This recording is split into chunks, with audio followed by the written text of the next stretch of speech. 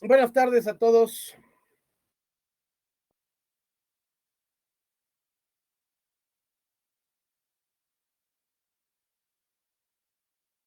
Buenas tardes, profesor. Buenas tardes, profesor. Buenas tardes. ¿Qué tienen de complicadas las convenciones?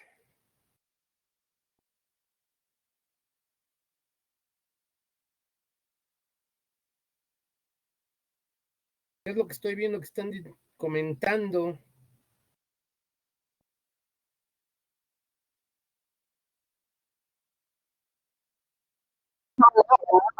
¿Qué tal, profe? Buenas tardes. Sí, de acuerdo a las convenciones, ahí me generó una duda en cuanto a la actividad 2, en la que dice que cuál es la problemática que genera pues este tipo de situaciones en las convenciones y las posibles soluciones que dan. Entonces quiero pensar que las soluciones va enfocada a los artículos de acuerdo a la convención, No, pero casi todos se equivocaron y se equivocaron feo.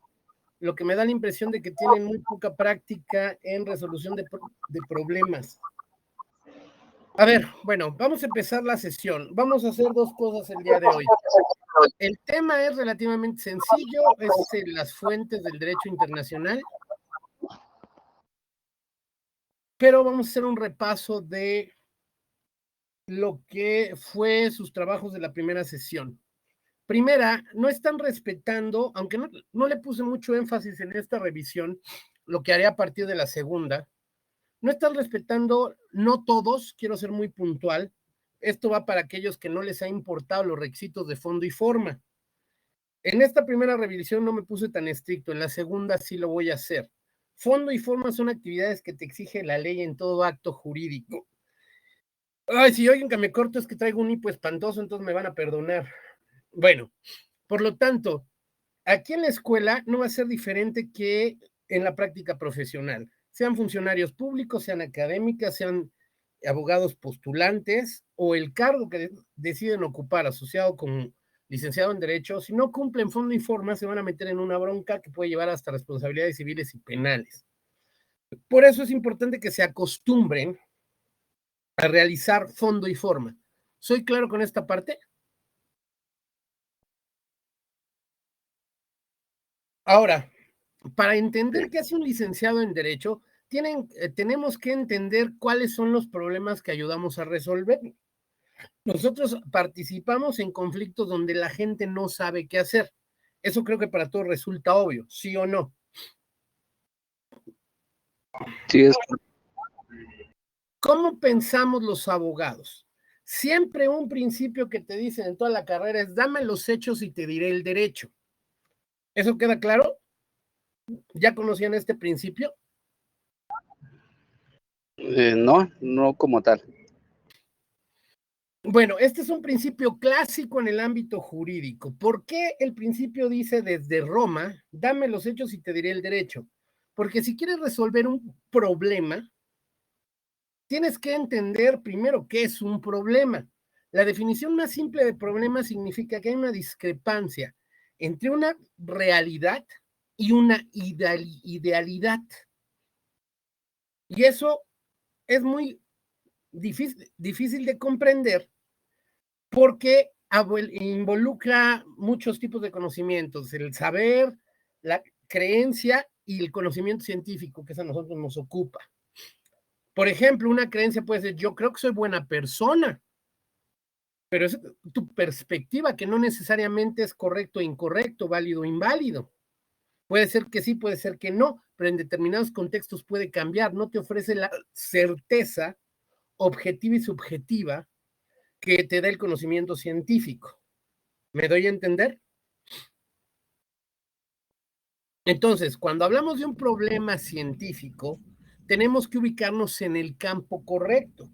En nuestro campo, esta idealidad, esta idea de cómo deben de ser las cosas, son las normas jurídicas y, de hecho, el sistema normativo en su integridad, que abarca más que las normas vigentes. Abarca principios generales del derecho, abarca jurisprudencia, abarca costumbre y sobre todo la jurisprudencia como un factor de integración del derecho. Ahorita vamos a hablar de eso. Pero la persona que acude a nosotros no tiene ni idea de que es una jurisprudencia, no tiene ni idea que es un sistema normativo. La persona tiene un problema muy concreto. No le pagaron, tiene una bronca que le quitaron dinero que no era, lo robaron. Tiene problemas concretos.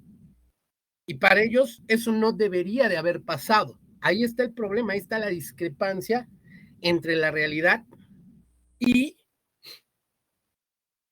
la idealidad. Y esa idealidad está en la ley. ¿Me doy a entender hasta aquí?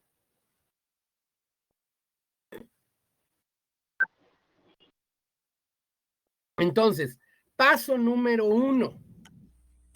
Todo licenciado en Derecho que quiere resolver un problema tiene que conocer a fondo ese problema. Y se conoce de 2 maneras. Una, analizando las circunstancias de modo, tiempo y lugar. En su materialidad, yo compré una casa, el vendedor recibió el dinero, me entregó la casa. Ahí no hay problema, pero tienes un problema jurídico, que es la segunda parte del análisis. Tu acto jurídico ya es perfecto, tiene reunidos los elementos de existencia y validez. Entonces, de ahí podemos encontrar 2 tipos de problemas. Problemas fácticos de la realidad y problemas deónticos de no cumplimiento de la norma. ¿Soy claro con esta parte? Esto es importante para entender cómo nos movemos los abogados en el ámbito de la resolución de problemas.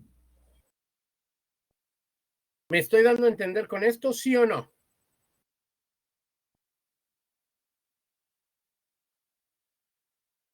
Entonces, ¿cómo se resuelve cada tipo de estos problemas? Los problemas fácticos se resuelven desde la realidad. Oiga, yo pagué un dinero por una casa, pero no me han entregado la casa. El problema de esa persona tiene 2 alternativas. O quiere que le regresen el dinero o quiere que le entreguen la casa. Una u otra.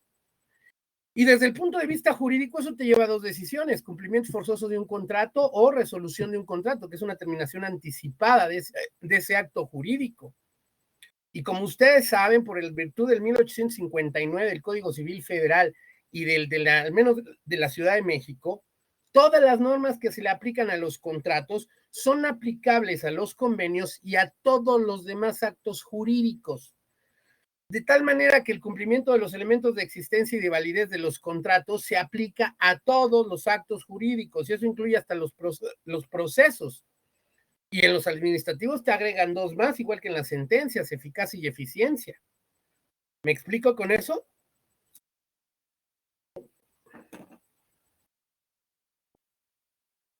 Ahora, ¿cuáles fueron los errores que yo noté de esta primera actividad? 1, plagio. Se metieron a una página muy específica, empezaron a copiar la información que no tenía ningún sentido para una persona que tiene un problema de que no le han dado el dinero. Imagínense que llega un cliente y le dice: oiga, Lee, que un notario no me quiso hacer mi escritura y me dijo que yo no puedo comprar.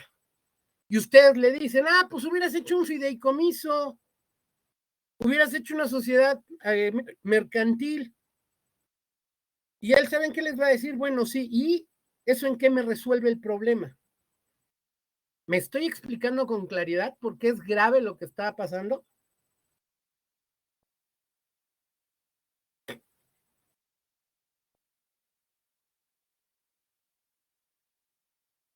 O sea, le están diciendo exactamente algo que no le resuelve el problema. A mí, ¿de qué me sirve que un abogado me diga: oiga, pues hubiera hecho un fideicomiso, hubiera hecho una sociedad mercantil y no le hubiera pasado esto?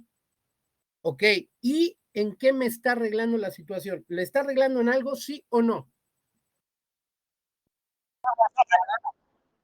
Sí, no, nada. Entonces, eso les da una idea muy clara de cómo pensamos. Una persona tiene un problema. A él no le importa si va a usar jurisprudencia, no le importa si va a usar tratados internacionales, no le importa si vas a usar derecho doméstico. A él lo que quiere es que le resuelva su problema y quiere saber quién tiene la culpa: el notario, el vendedor. Porque para él hay un culpable. ¿Por qué? Porque él pagó. Y para él, ya cumplió. Y la respuesta de toda persona es: ¿por qué a mí no me cumplen si yo ya cumplí? Y una respuesta de esas, en la vida real, termina por encender y enojar más al que tiene el problema. ¿Me explico? Sí, Entonces, cuando ustedes tienen que resolver una situación, a mí de nada me sirve, ni al cliente le sirve, que ustedes le receten y le lean 20 artículos de la ley de inversión extranjera, de la Constitución, cuando él lo que necesita es que le regresen su dinero, le den la casa, lo que quiera. Y ahí entra el segundo factor. ¿Qué dice la ley? ¿Se puede o no se puede? Entonces, la dinámica desde el mundo del facto es muy sencillo. Una persona le vendió, la otra compró, el otro era extranjero en que compró y estaba en la franja de 40 kilómetros, lo que hace que sea imposible que un extranjero, persona física, compre. No se puede. ¿Por qué un fideicomiso y una sociedad mercantil pueden? Porque la sociedad mercantil se constituye conforme a leyes mexicanas y por lo tanto es una sociedad mexicana con cláusula de admisión de extranjeros. Entonces, quien está comprando en realidad no es el extranjero, es una sociedad mercantil mexicana. La institución financiera está constituida como una institución financiera mexicana que está comprando con dinero y recursos que se mueven en el país. Y el acto jurídico lo está haciendo una persona jurídico colectiva mexicana, no el extranjero. Hubo quien me puso que ni siquiera había conflicto de normas ni de nada, que ahí no había problema. Y por si eso fuera poco, nadie se tomó la molestia de ver qué leyes regulan la compraventa. Nadie habló de compraventa, nadie se metió en el bronca de qué pasa cuando una compraventa es nula. Ni siquiera se pusieron a analizar si era un acto que era nulo relativo, nulo absoluto. Les valió. Y nadie, salvo como 3 personas, se tomaron la molestia de ver si el notario tenía atribución para declarar una compraventa nula, si está o no en el ámbito de su competencia. Y por supuesto que lo está, porque él tiene una facultad delegada del poder público. Esto los tendría que haber llevado a meterse al Código Civil, meterse a la ley de nacionalidad, meterse a la versión extranjera, meterse a la Constitución y meterse a la ley del notariado, para tener claro el panorama desde el punto de vista jurídico posterior a tener claro el problema a resolver. El problema a resolver era muy sencillo. ¿Le pueden dar la casa o le tienen que devolver su dinero? ¿Me explico?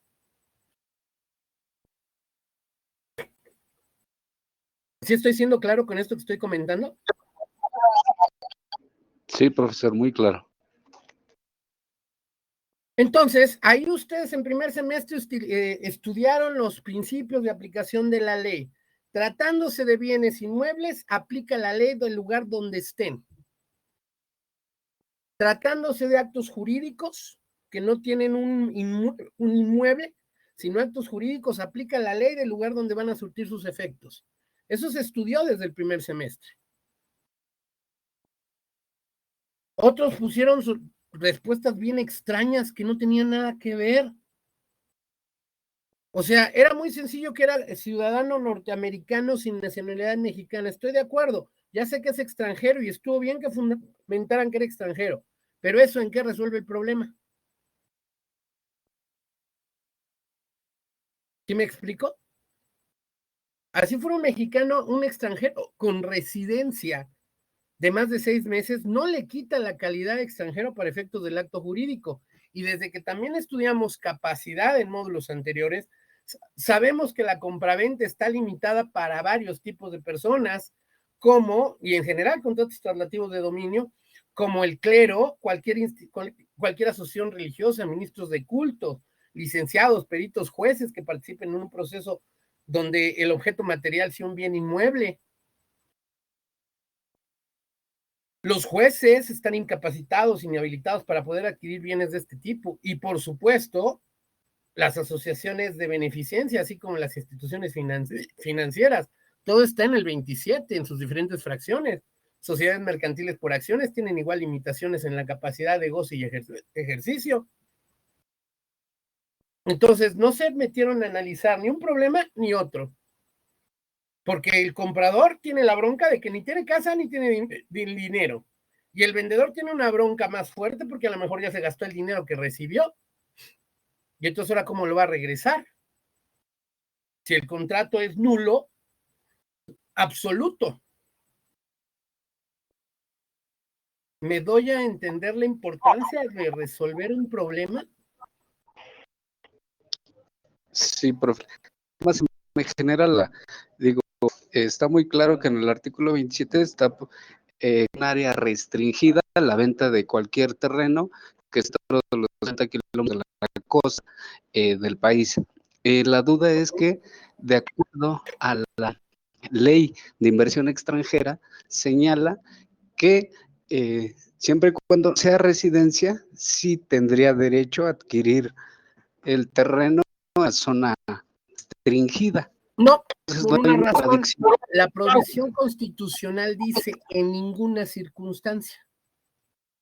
Por lo tanto, una norma constitucional domina sobre cualquier norma reglamentaria. ¿Sí me explico?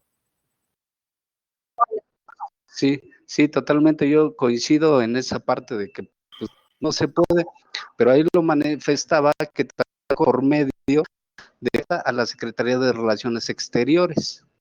Por la Y aplicación de hubiera la hecho, cláusula Calvo. así es. Yo no he visto en la práctica profesional ninguna situación así. Yo ya he trabajado por extranjeros para canadienses en una situación literal como la que les puse. 4 extranjeros canadienses de nacionalidad formaron, y esto fue una buena asesoría del abogado que les llevó el trámite. Yo no lo hice. A mí me contrataron por una bronca que tuvieron con su representante legal en México. Estos extranjeros vinieron a construir en zona de costa unas casas impresionantes. Estamos hablando de miles de pesos, no estamos, bueno, de millones, no estamos hablando de cualquier cosa. Y tuvieron una bronca fuerte con su representante legal en México. ¿Qué hicieron para evitarse cualquier tipo de problemas? Constituyeron una sociedad mercantil con inclusión de extranjeros. ¿Por qué? Porque les ahorra tiempo, porque ahorra costos, permite evitar evasión fiscal y da mayor certeza jurídica tanto a la persona que la va a adquirir como a quién es el vendedor y dónde va a ser la norma que se aplica. ¿Me doy a entender? Sí. Ahora, siguiente. No siempre son asociaciones civiles con respecto a la pregunta que están formulando, no. Como aquí hay fin de lucro, se tiene que constituir como una sociedad mercantil e inmobiliarias normalmente sociedad mercantil tipo sociedad anónima de capital variable y muy definido el objeto. ¿Sí me explico? Porque una inmobiliaria no solo se va a meter al término de construir casas, va a hacer su objeto social es muy amplio en una escritura real. Y eso nos lleva otra vez a una ley, que es la Ley General de Sociedades Mercantiles, determinar la sociedad, determinar el objeto, tener los estatutos, tener las actas, tener contabilidad general y protocolizar ante notario, lo que implica designación de representante legal o apoderado, que es muy diferente a un abogado que les lleve sus asuntos. ¿Sí me voy explicando? Ahora, no los quiero espantar, pero en el caso que yo les puse, ya no me quise ver más allá de lo necesario, porque no les metí nada de normas ambientales. La zona protectora en materia ambiental de las zonas terrestre marítimas tiene la Ley General de Equilibrio Ecológico otras tantas regulaciones, sobre todo si vas a meter cuestiones de cómo se entiende la franja costera, si hay lo que se llama terreno ganado al mar. Hay muchos factores que yo ya no quise establecer y que están regulados por derecho internacional y por derecho doméstico. Hay muchas normas que hay que tomar en consideración. Por eso es importante que se entienda el problema desde el punto de vista fáctico y desde el punto de vista jurídico. ¿Soy lo suficientemente claro? Sí, profe.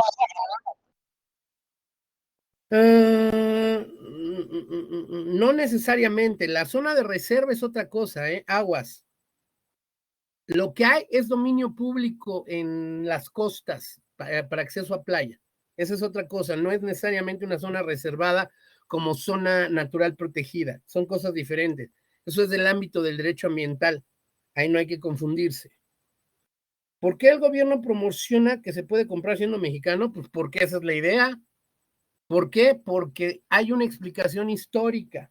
Siempre las invasiones en México, aunque en la actualidad ya no sería así, pero las invasiones en México han sido por mar o por la frontera.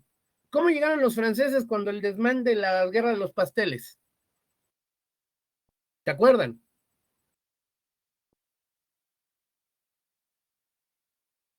Sí, profe, llegaron por mar. Entonces, si tú tienes un extranjero que es dueño de una fracción de la costa, ¿por dónde crees que se van a meter? Entonces, es regulado por la seguridad nacional, ¿no? Así es. ¿Cómo entró la expedición punitiva que quería agarrar a Zapata después de lo de Columbus? ¿Por dónde creen que entró? Sí, entró por la frontera norte. Es correcto. Entraron primero, creo que 300, llegaron 6,000 y entre 6,000 no lo pudieron agarrar. Y Villa botaba la risa arriba de un cerro viéndolos pasar a todos. Entonces, históricamente así era como se entraba al territorio de cualquier país que querías colonizar. En la actualidad ya es más histórico, porque en la actualidad te avientan un avión y se acabó el relajo. ¿Sí me explico? Por eso tenemos otra ley que tiene dominio sobre el espacio aéreo y está regulada por normas internacionales de aviación. ¿Me estoy más o menos siendo claro cómo es que nos movemos en la vida real?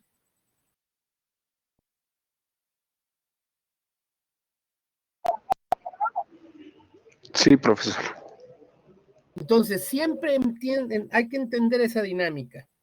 La persona que tiene un problema quiere que le resuelva el problema. No le sirve de nada que le digan qué hubiera tenido que hacer. O sea, es querer resucitar al niño después de ahogado, sin cerrar el pozo, además. ¿Estoy claro? Y hay una razón adicional por la que me preocupa cómo están resolviendo las cosas. Si esto fuera el mundo real, pueden tener un problema en el menor de los casos, de negligencia, que los llevaría a un juicio de reparación civil y ustedes tendrían que pagar el daño que se ocasionara. ¿Soy claro con esto por dónde viene mi preocupación para ustedes? En el peor Sí, de los casos, si actúan como servidores públicos, pueden terminar con una responsabilidad patrimonial del Estado, lo que haría que los inhabiliten, los metan a prisión y además tengan que pagar cantidades espantosas de dinero. Yo ya he visto ese tipo de procedimientos y sí le rompen la vida a un licenciado en Derecho por actuar a lo mejor ni siquiera con malicia, por ignorancia. Entonces, ¿cómo rayos funcionan las normas internas y las normas externas? Depende. La base está en el artículo 1 y el 130 de la Constitución Política de los Estados Unidos Mexicanos que ustedes ya estudiaron, que se llama bloque de constitucionalidad y que tiene un parámetro de constitucionalidad y que solo sirve para derechos humanos. Para otro tipo de actos como económicos, las normas siguen teniendo la misma jerarquía de constitución, tratados internacionales, leyes reglamentarias. Entonces, hay que ver primero qué tipo de acto es. ¿Me voy por un acto de derechos humanos o me voy a ir por un acto económico? Entonces ya no me protege el bloque de constitucionalidad en el sentido de cuál va a ser la norma suprema. Si es una cuestión de derecho humano, entonces yo tengo que ver con lo que se llama interpretación conforme, cuál es la norma que más protege a ese derecho, si es un tratado internacional o la Constitución. Y se llama interpretación conforme porque toda la autoridad del Estado mexicano en el ámbito de sus atribuciones tiene que tomar dos textos. para ver cuál protege más un derecho humano. Una constitución que es la nuestra, la política nacional, la federal, y un tratado internacional. Y si ustedes todavía le rascan más a ese tema, se van a encontrar que en la actualidad la Corte define a un derecho humano con un concepto indeterminado. Todo concepto determina, pero en la lógica jurídica los derechos humanos no se pueden hacer determinados porque se restringiría. Cualquier cosa que no case con esas limitaciones ya no podría ser derecho humano. Entonces la Corte se ve obligada a utilizar un juego de falacia muy interesante, que no es el primero que tenemos. La presunción de inocencia es otra falacia que se admite en el sistema para que funcione. ¿Me voy dando a entender? El interés superior del menor es igual a otro concepto indeterminado, por supuesto. ¿Por qué? Porque luego la Corte y el sistema normativo dice, a ver, tú operador jurídico, y ahí estamos nosotros, los licenciados en Derecho, tú dime qué estás peleando como un derecho humano y qué alcance crees que tiene. Y yo ya lo contrasto con lo que dice mi ley y con lo que dice un tratado que tú me invocas. Y ahí yo ya le voy casando con esta interpretación conforme, acompañada del principio pro hominem, el cual dice que todas las autoridades en el ámbito de su competencia, según el primero constitucional, deben aplicar la mayor protección en favor de las personas. Y ahí entramos en otro tema, que son los derechos humanos para personas físicas y que no le alcanzan las jurídico-colectivas. Ellos tendrán derechos fundamentales, pero no humanos. Ya me ha tocado en un juicio que un abogado diga que los bancos tienen derechos humanos. Ya se imaginarán cómo le fue cuando dijo eso, porque yo era la contraria. ¿Me doy a entender? Sí, Para los demás, estoy siendo claro, pónganlo en el chat, por favor, o abran su micro, como quieran.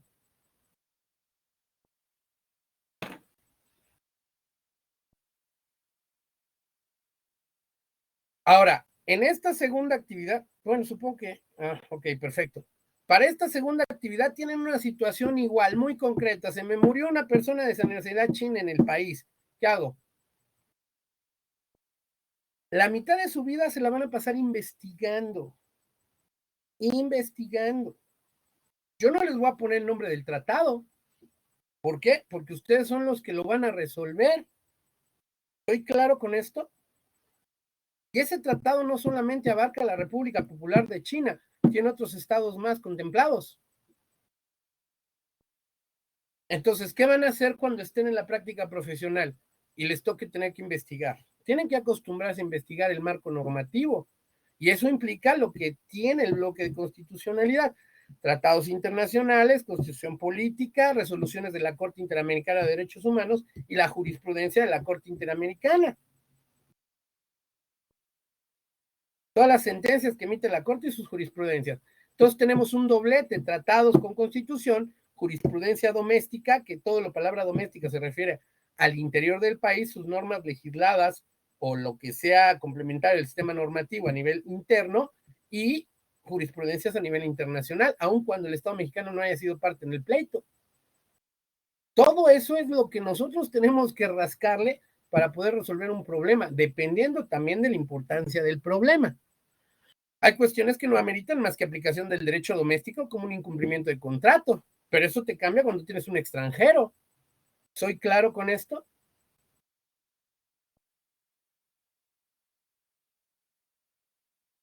Ahora, el problema de esta segunda actividad es muy sencilla. Se murió una persona china que era un empresario en México, y las empresas chinas tienen capital del gobierno. ¿Cómo se hace la sucesión? ¿Cuáles reglas aplican? Si se van a las reglas del derecho doméstico, la van a regar, porque esa sucesión implica darle vista a autoridades del otro país. Entonces, cuando menos en esta segunda actividad, ustedes tienen que delinear perfectamente cuál es la solución. No tapizarme todo, porque van a copiarme toda la lista de reglas de la sucesión que no van a aplicar como tal, o me van a copiar el tratado completo sin darme una solución. O sea, ¿sí qué hago? Paso número 1, avísale a quién: cónsul, embajador. ¿Con qué fundamento? ¿Dónde lo dice? ¿Hay jurisprudencia al respecto? ¿Sí me doy entendiendo? Que esa jurisprudencia me diga cómo lo hago. ¿Sí me estoy dando a entender claramente con esto y mi preocupación de lo que están haciendo?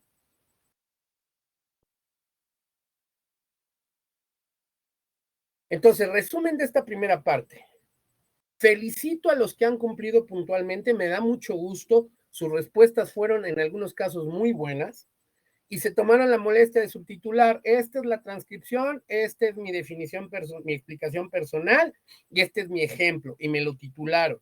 Felicito a los que me pusieron, mire maestro, este es el fundamento que yo considero que es el sustantivo.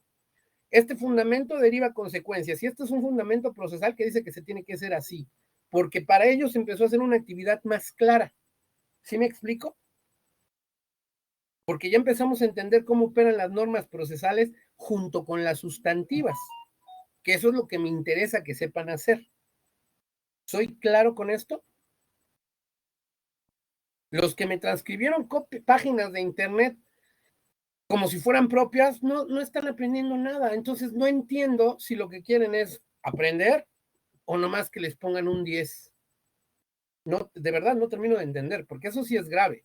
O sea, que se copien una página completa, completita de pe a pa, sí es grave. Ya me imagino cuando hagan su proyecto de intervención y los acusen de plagio, quiero ver cómo se defienden. ¿Sí me explico con eso? Y echar 5 años de la basura por plagio, ¿de verdad eso quieren? No sé, ¿cuánto dura la carrera?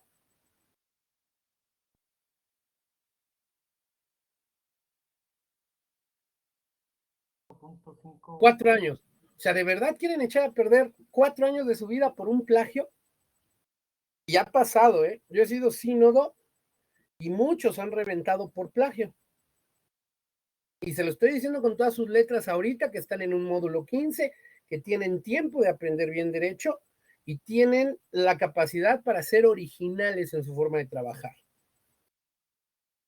Se los garantizo. He visto casos dramáticos de gente que plagió y ya no pudo librarla en el proyecto de intervención porque en el proyecto de intervención plagiaron su texto pensando que no iba a haber consecuencia y ya no se pueden titular. Adiós 4 años de su vida. Piénsenlo. Eso es una parte reflexiva. Si eso quieren, a eso se arriesgan. Y si quieren ser licenciados en Derecho, sobre todo aquellos que es su primer carrera, de esto viven. Y esto es saber y es estudiar diario. Y créanme que cuando digo diario, es diario. Estudias más que en la carrera. Yo, de hecho, me quiero regresar de la carrera cuando estudiaba menos. ¿Sí me explicó? Entonces, vuelvo a lo mismo. Resumen, ya voy a tomar en cuenta requisitos de fondo y forma. Y me tienen que subtitular definición, explicación, ejemplo. Quien no lo haga, lo voy a poner como no está cumpliendo. Y como son las reglas que la institución dio para el segundo intento, el incumplimiento de las instrucciones de los profesores no hace que el efecto sea no tener derecho a segundo intento. La entrega fuera de tiempo hace que no tengan derecho a segundo intento. Y estas disposiciones son de la universidad, no son mías. ¿Fui lo suficientemente claro?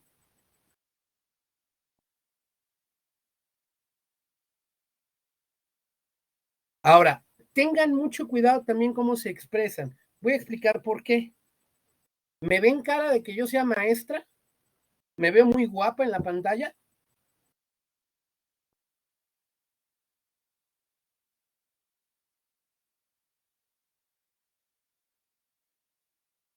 Porque ya me cambiaron el sexo como 3 veces. Me llamo, creo que Edith, no me acuerdo qué nombre me pusieron. No sabía yo que ya era Edith. Entonces, ¿a mí qué me hace pensar? Que se pidieron una tarea de alguien y nomás le cambiaron cositas. Pero no es una tarea que ustedes hayan realizado.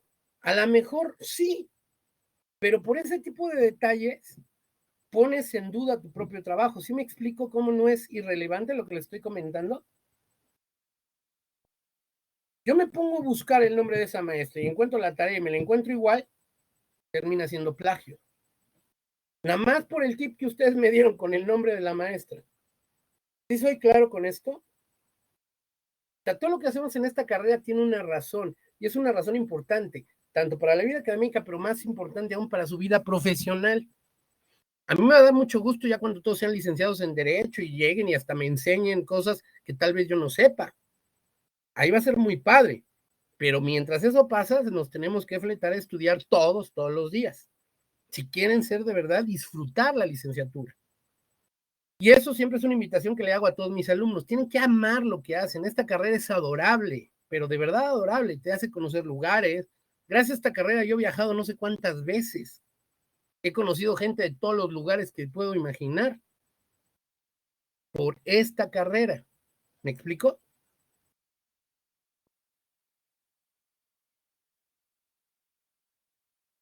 Bueno, ¿alguna duda de lo que hemos comentado hasta ahorita? Ninguna.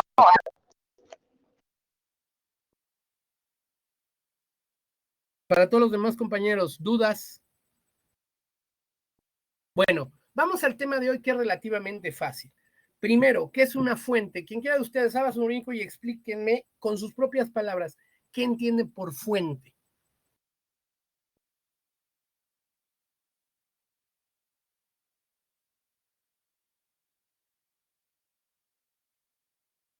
¿Que nadie?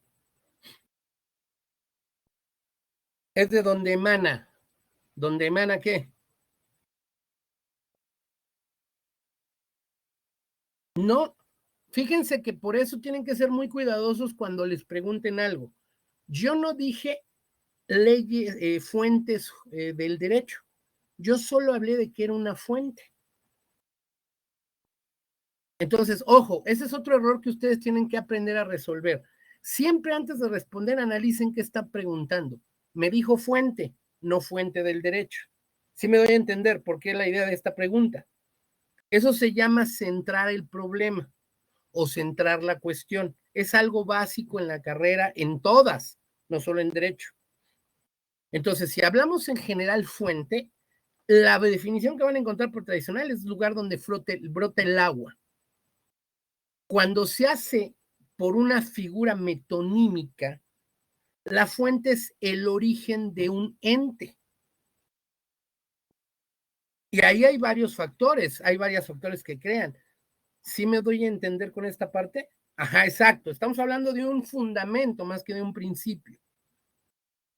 Entonces, ustedes pueden hablar si quieren, se les da la idea de la fuente del amor, donde brota. Y ustedes pueden decir válidamente, es un sentimiento, sí, ¿dónde lo sientes? ¿Qué parte del sistema nervioso central es el que lo rige? Entonces ya empiezas a plantear ahí con profundidad tu tema y se van a dar cuenta que no hay el nervio del amor. Entonces quiere decir que es otro origen, pero como nos da por tradición la creencia de aquí sí es, ya cuando lo analizas con ciencia te das cuenta que no, por eso estoy poniendo este ejemplo. O sea, todo el mundo que dice que es un sentimiento significa que lo siente con el aparato nervioso central. Y hasta el día de hoy yo he revisado más de 3 libros de anatomía y sistema nervioso y no he encontrado el nervio del amor. Si yo estoy equivocado, alguien que me corrija. Pero sí he encontrado la respuesta en libros de neurociencia. Me voy dando a entender cómo es que para algo sirven las fuentes. Las fuentes te van a ayudar en algo, pero no todas las fuentes te ayudan en lo mismo. Tienes que saber por qué y cómo manejarlas. ¿Me doy a entender con esta parte?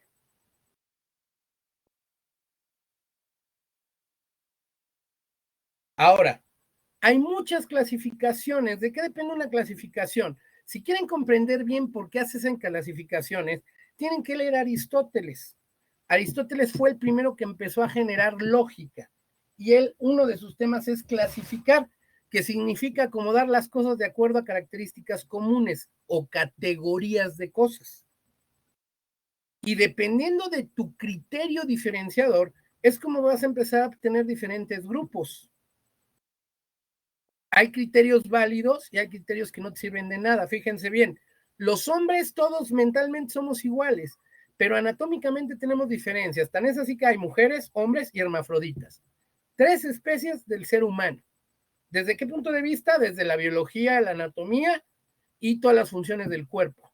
¿Somos lo mismo? Por supuesto. ¿Materialmente tenemos diferencias importantes? Sí. Y eso es lo difícil de entender de Aristóteles, de cómo hay diferencias entre la igualdad. Y eso presenta problemas en todas las ciencias. ¿Me estoy dando a entender? En esta clase sí quiero ser muy preciso y ser muy claro, por eso les voy a estar preguntando reiteradamente. ¿Me estoy dando a entender? Entonces, hay fuentes formales. Eso nos lleva a otro tema problemático. ¿Qué es la forma, abogados? No quiero que lo lean o lo copien, quiero que me lo expliquen. Quien sea, tenga la amabilidad de abrir su micro y explíquenmelo. La ventaja de estas sesiones es que aquí no me importa si se equivocan, porque para eso son, para corregir. ¿Soy claro? Entonces pierdan el miedo a hablar. Quien sea de ustedes, abra el micro y explíqueme qué entendemos por forma. O si no se comprende bien qué es la forma, háganmelo saber.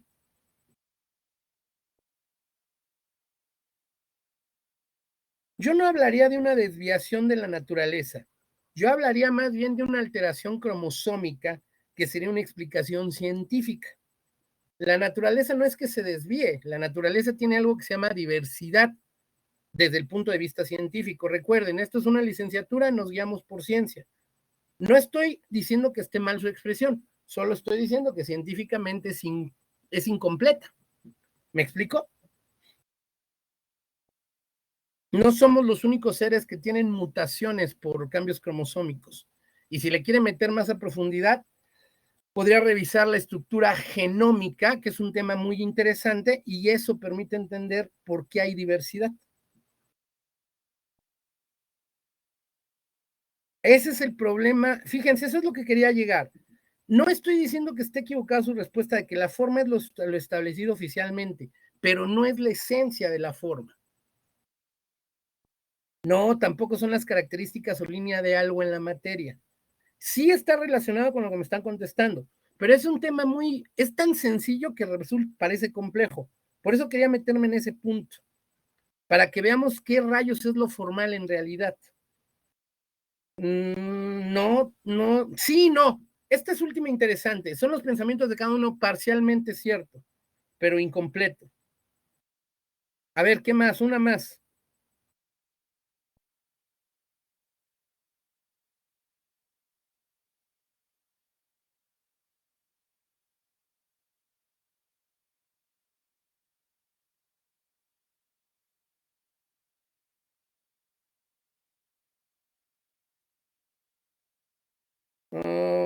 En el caso de la realización del problema, sí tiene que ver que se llevan a dar acciones de actuar en la sociedad. No, sí, no, eso es consecuencia. A ver, vamos a entender por qué demonios estudiamos el tema de acto jurídico en la teoría del hecho jurídico. En la teoría del hecho jurídico nos dijeron, hay hechos que son de la naturaleza y que son del hombre, y la diferencia con el acto jurídico es la voluntad. Entonces vamos a partir de esa idea. La voluntad es un aspecto interno, lo que pienso, lo que quiero, lo que siento, llámenle como quieran, pero está en el interior del cerebro. ¿Estamos de acuerdo, sí o no? Segundo aspecto, hay cosas que al derecho no le importan. Voy a ser muy concreto. Revísense las leyes que quieran. Dar un beso es una conducta que al derecho no le importa, no la regula, le da igual. Si tú das besos o no, al derecho no le importa. El sistema normativo no lo contempla como una conducta relevante para regular en la sociedad. ¿Me explico?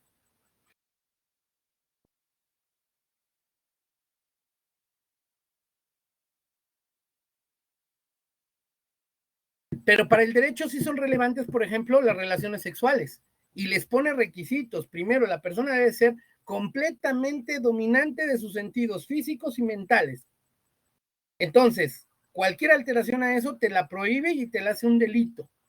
Normal desarrollo psicosexual. Esa conducta para el derecho es relevante y la regula. Le pone una hipótesis normativa, describe una conducta y le establece una sanción, es decir, una consecuencia. Hasta ahí nos vamos dando a entender, ¿sí o no? Ahora, el problema de la voluntad es que como es interna, salvo que seas Madame Sassou, no tienes ni idea de lo que la otra persona quiera. Voy a poner un ejemplo muy sencillo de comprender. Hay dos personas, una está viendo a la otra con una cara así de me estoy yendo y estoy todo lelo, y la otra persona lo ve y se siente rara, porque puede pensar que la otra persona está loca. ¿Me explico? Mientras que el que tiene la cara de todo oído está sintiendo atracción por la otra persona, pero la otra persona no tiene forma de saberlo hasta que el que está poniendo cara de oído exteriorice su voluntad y le diga, oiga, perdóneme, usted es una persona muy bonita, me gusta mucho. Ahí entonces la otra persona entiende, ya entendí por qué traes cara de oído. Cuando hablamos de la forma, se parece mucho a la solemnidad. ¿Por qué? Porque las dos hacen referencia a cómo exteriorizamos la voluntad. Solo que se diferencian en que la solemnidad te exige que la ley te dice cómo tienes que exteriorizarla para que el acto jurídico nazca a la vida. Mientras que en la forma, la ley te dice cómo debes de sacar de tu interior esa voluntad para que el acto se perfeccione. Entonces, en la solemnidad, la voluntad exteriorizada hace que nazca el acto jurídico, como en el matrimonio.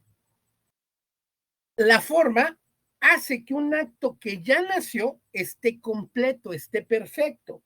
La doctrina define la perfección del acto jurídico como la totalidad de elementos de existencia y de validez.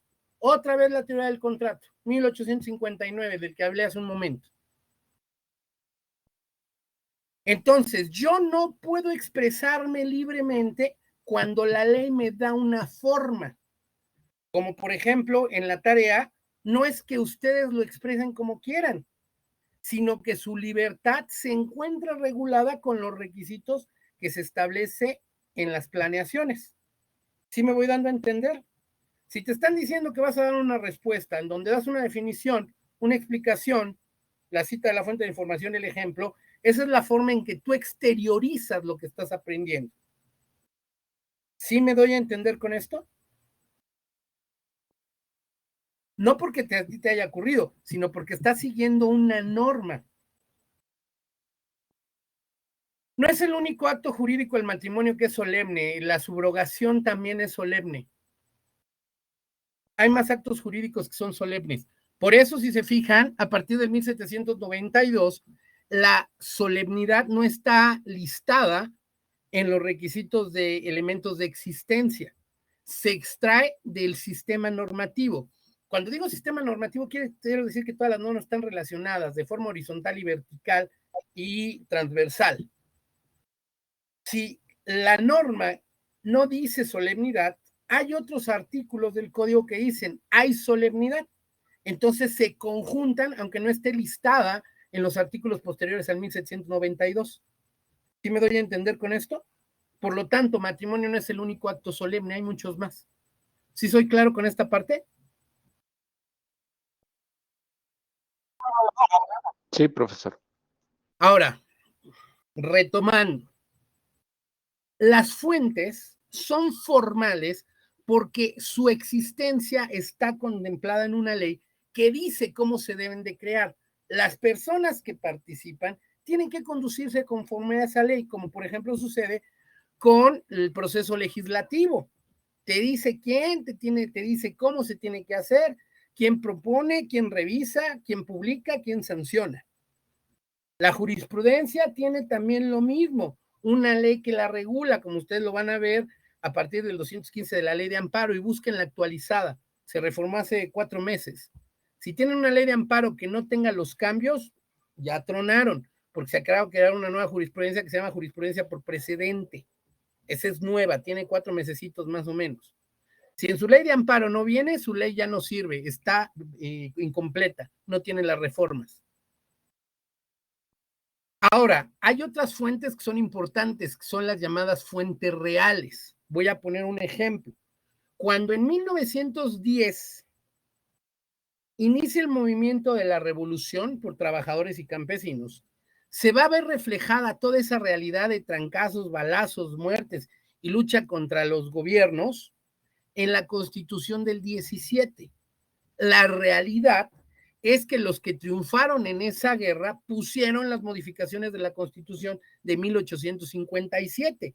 Esas son las llamadas fuentes reales, lo que en la vida sucedió, las razones por las que se hizo ese cambio y quién lo hizo y por qué tuvo el poder para hacerlo. ¿Sí me doy a entender con esto? La realidad es que realmente hubo gente que se enfrentó al gobierno. Empecemos por Madero. ¿Qué le pasó? Lo volaron, lo mataron. Lo mismo le fue a Pino Suárez, iban de la mano. ¿Quién se enojó? Carranza. Y le entró al quite. ¿Quién también le brincó a los trancazos? Zapata, y dijo, de una vez aprovechamos y vamos viendo que repartan tierras a los campesinos y acabamos con los latifundios, ya que estamos echando trancazos. Villa le entró y dijo, pues de aquí soy, y también aquí empezó a defender el campo. Y llegaron los laboralistas y dijeron de una vez, y ahí tienen a los Flores Magón, también echándole, y con la bronca que se armó en Cananea y Río Blanco. Esos fueron los factores reales. Todo eso contribuyó a cómo se plasman las modificaciones, dando origen a las garantías individuales en 1916, los últimos 2 meses, noviembre y diciembre, y que se van a exponer ya como tal en la llamada Constitución del 17, que es el año en que se dan a conocer esas reformas. ¿Me explico? Esas son las fuentes reales. Y algunos doctrinarios dicen, mira, la única realidad es que la única fuente real es la voluntad de las personas. ¿Por qué? Porque una persona quiere cambiar algo, tiene la forma de hacerlo. Antes era trancazos. Hoy algunas leyes se crean por poder económico. Entonces, la única fuente real del derecho es la voluntad de las personas. Porque quieren, pero eso es insuficiente, sino que además pueden. Y lo hacen elegantemente apoyándose en los legisladores ya como un proceso más oficializado.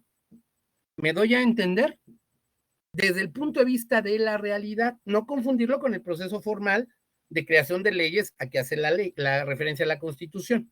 Estamos explicando cómo se crea el derecho de a de veras, desde lo que se llama los grupos reales de poder. ¿Estoy siendo claro?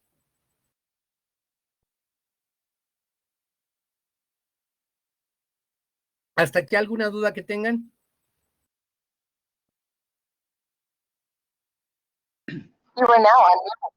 No, ninguna. Bueno, dicho lo anterior, entonces vámonos ya directo a lo que dice nuestro texto. Tenemos 2 órdenes jurídicos.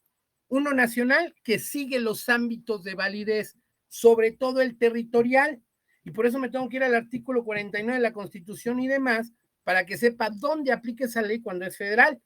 Y luego me tengo que ir al ámbito de los estados para saber dónde es ese ámbito de aplicación espacial. Y luego están los de las personas, que es el ámbito personal. Si yo soy un ciudadano de la Ciudad de México y vivo en la Ciudad de México y hago mis actos jurídicos en la Ciudad de México, yo soy destinatario de las normas de la Ciudad de México, salvo las que son federales o las que son generales. El que está en Sonora es regido por las leyes de Sonora en los actos de su competencia. Reserva de ley, artículo 124 de la Constitución. Lo que es de la federación es reservado, lo que no se entiende reservado a la federación se entiende reservado a los estados, y de ahí lo que los estados les quieran dar a los municipios. Entonces, yo tengo que entender cómo están distribuidas las normas en sus ámbitos de validez espacial, temporal y territorial, cuando menos, para nada más tener claro cómo opera el sistema normativo interno doméstico. Y luego tengo que entender cómo se mueven las cosas en el ámbito internacional. Y por eso creamos un derecho internacional público que va a regular las relaciones entre estados o entes soberanos, que son relaciones supranacionales. Ahí hay quien me puso que los particulares le entran al tratado internacional.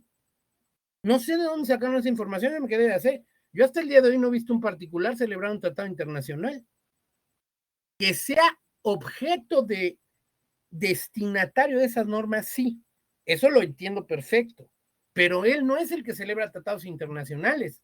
¿Sí me doy a entender? ¿Cómo hay confusiones que son importantes de resolver? Y tenemos un ámbito privado en donde los tratados internacionales me van a ayudar a resolver quién rayos va a ser el país que atienda esa situación. Por ejemplo, tratándose de adopción, yo tengo un proceso de adopción contemplado en el Código Civil de cada entidad federativa. Y en esos códigos viene una adopción internacional. Entonces me dice, mira, ponte pilas. Si los que van a adoptar son mexicanos y van a adoptar a un mexicano, te vas por derecho doméstico, lo que dice el Código Civil y el Código de Procedimientos Civiles. ¿De dónde? De tu entidad. Ya te va a dar una serie de requisitos, que hay una diferencia entre adoptante y adoptado de 17 años, que el adoptante tenga más de 25, que veamos si se va a adoptar en concubinato, en matrimonio o de forma individual. Y luego te dice, pilas, porque si el que va a adoptar es un extranjero, ahí échale una revisada así es residente permanente o no.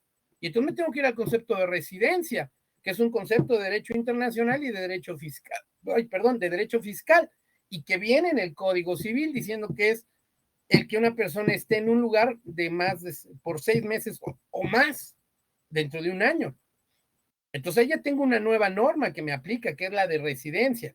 Y entonces la ley te dice, mira, si el extranjero vive aquí en México, va a adoptar un mexicano, no es más que extranjero, no tiene la nacionalidad mexicana, pero aquí vive, aquí tiene sus operaciones, va a adoptar aquí y aquí se va a quedar, le aplicas el proceso interno de adopción.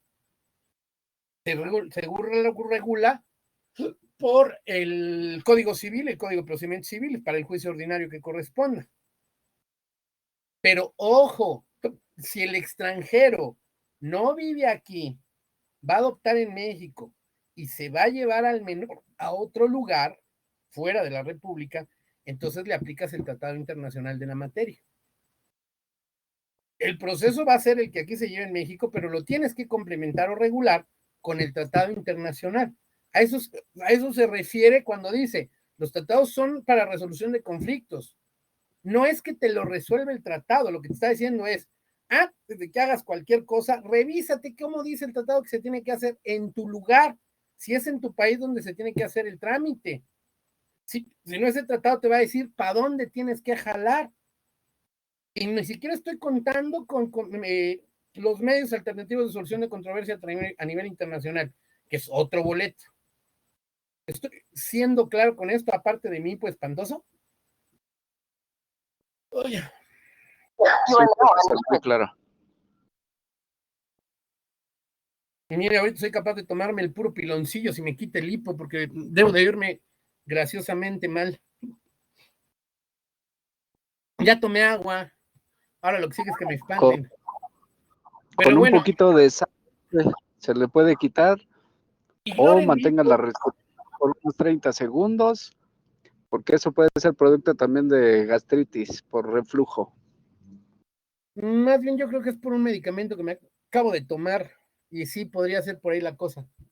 Pero bueno, ignoren mi hipo y concentrémonos en lo que nos importa. Entonces, todos los tratados internacionales, no es que el tratado te va a resolver el problema. Mezcal con sal. El tratado te va a decir qué normas vas a aplicar. Y ya, si te dice derecho doméstico, entonces tú tienes que buscar qué norma es la que vas a aplicar. Y en la vida práctica, los tratados de derecho privado y derecho público operan igual.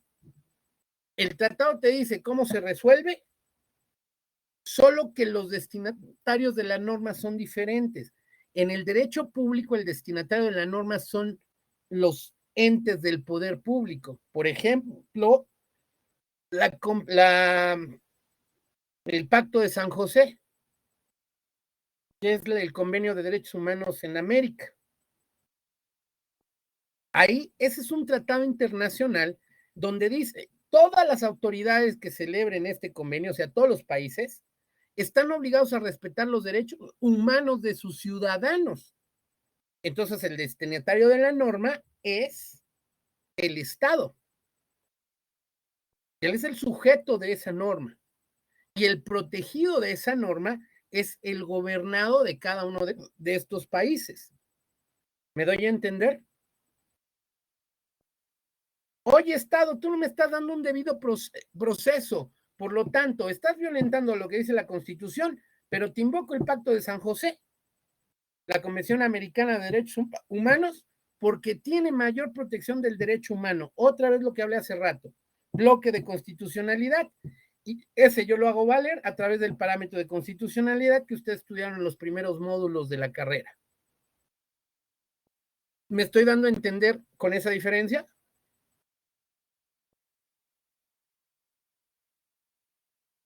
Oye, pero la realización del acto jurídico ahorita es de los particulares.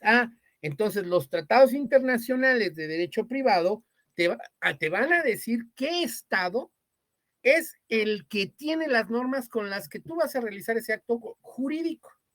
¿Cuáles las vas a aplicar? Como en la adopción, que les acabo de explicar, en la adopción internacional hay un tribunal especializado en adopción internacional, lo que significa que el extranjero va a adoptar aquí. Por lo tanto, las normas que va a aplicar son las de aquí de México. Y luego ya vemos qué dice el tratado que se hace después. ¿Cómo voy a garantizar que el menor esté bien? Sí me voy dando a entender, pero ahí los obligados no son los estados tienen que proveer la infraestructura. Por eso tenemos ese tribunal. Pero los particulares son los que tienen que observar esas normas. Esa es una de las diferencias importantes. Materialmente operan igual. La diferencia es quién está obligado a observar esa norma del tratado internacional. ¿Me estoy dando a entender?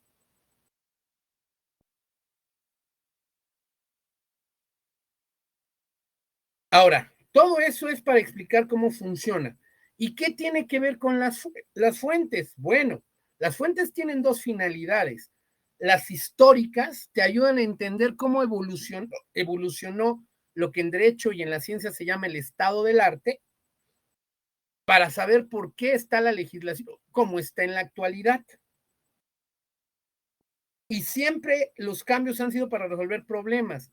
Si conoces el estado del arte, conoces qué problemas se han ido arreglando con esos cambios legislativos. Por eso nos interesan las históricas. Y las históricas son un chorro de documentos, desde el Código de Hammurabi, todos los documentos que tenemos del derecho romano, Jus Gentium, Jus Civili, que regulaba relación entre extranjeros, lo que entonces se llamaban bárbaros, que ojo, en Roma los bárbaros no eran brutos, como algunos dicen en la doctrina, no, el término bárbaro era aplicable a cualquiera que no fuera romano, punto. Nada más. Nuestros propios documentos que están en el Archivo General de la Nación son fuentes históricas, nos recuerdan qué pasó. Hay fuentes históricas de lo más divertido. Por ejemplo, aquí en México hay un restaurante que se llama ¿qué es? Creo que el de la Luz, restaurante de la Luz, si no falla el nombre, y el techo muy orgullosamente tiene un balazo que dicen que lo dio Villa en una comida de ahí.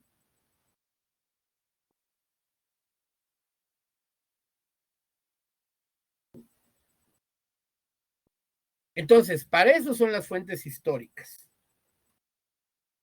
Por lo tanto, si ustedes analizan, en la primera parte nos dice, oye, hay fuentes del derecho internacional privado y hay fuentes del derecho internacional público.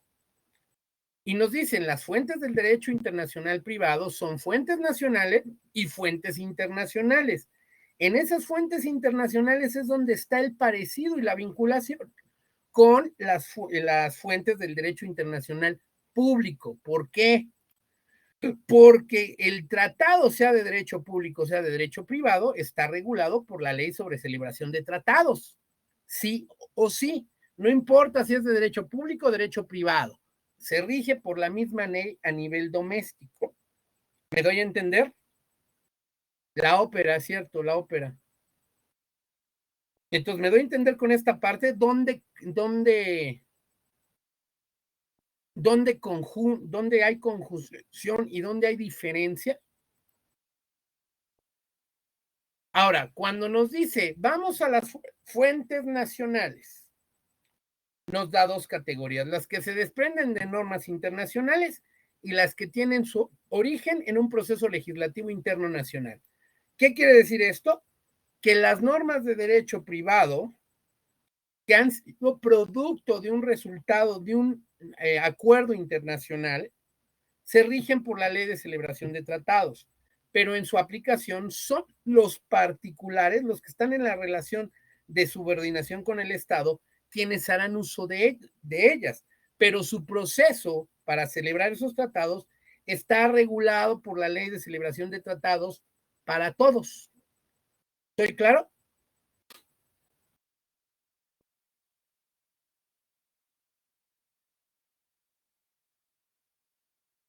Las que son de derecho privado interno son las clásicas. Legislación, lo que nos lleva al proceso legislativo, ya sea a nivel federal o a nivel estatal. Iniciativa, discusión, revisión, aprobación, sanción, publicación y entrada en vigor. Por hablar en general, que esto ya lo estudiamos desde los primeros módulos de igual manera. Pero hay otras todavía más interesantes. Por ejemplo, está la jurisprudencia. La jurisprudencia antes se definía de una forma equivocada como 5 resoluciones en el mismo sentido sin ningún en contrario. Eso en la actualidad es equivocado. Hoy la jurisprudencia se define como un sistema de interpretación e integración del derecho que realiza el Poder Judicial facultado para ello, que en nuestro país es el Poder Judicial de la Federación, y crean jurisprudencias los 2 tribunales más importantes jerárquicamente. La Suprema Corte de Justicia actuando en pleno en salas y los colegiados de circuito. Fuera de ellos, no hay quien cree jurisprudencia y la jurisprudencia tiene cuando menos 3 modalidades. La jurisprudencia por reiteración, la jurisprudencia por contradicción de tesis, la jurisprudencia por sustitución y en la actualidad la jurisprudencia por precedente. ¿Por qué se dice que la jurisprudencia integra el derecho? Porque te explica cómo debe de entenderse un concepto o te dice cómo se debe aplicar una norma. Por eso es que se dice que complementa el sistema normativo. Una ley te habla de tenencia precaria. Ok, va, ¿y qué rayos es eso? Entonces, me voy a la jurisprudencia y veo qué es la tenencia precaria. ¡Guau! Esto es muy útil para la materia penal. La tenencia precaria significa que sí tú lo tenías, pero no tenías ni disposición de posesión ni de propiedad. Es el clásico de deténmelo tantito. Sí, te lo detengo, no lo voy a usar, no me lo estás dando, no me lo estás prestando, no nada. Solo lo tengo momentáneamente. Entonces ya con esa interpretación dices, esto me sirve, por ejemplo, en los delitos de narcotráfico. Yo no estaba comerciando, no es mío, no me lo dieron, solo momentáneamente lo obtuve en mi mano y ahí me agarraron. Entonces yo tengo tenencia precaria y por lo tanto no puedo cometer ese delito. Pero no se puede ajustar si no tienes la interpretación de la jurisprudencia. ¿Me voy explicando?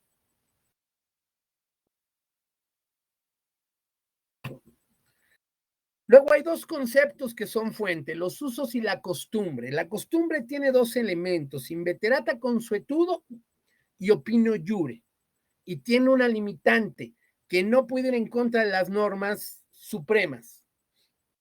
¿Qué rayos es eso de la inveterata consuetudo y la opinio iure?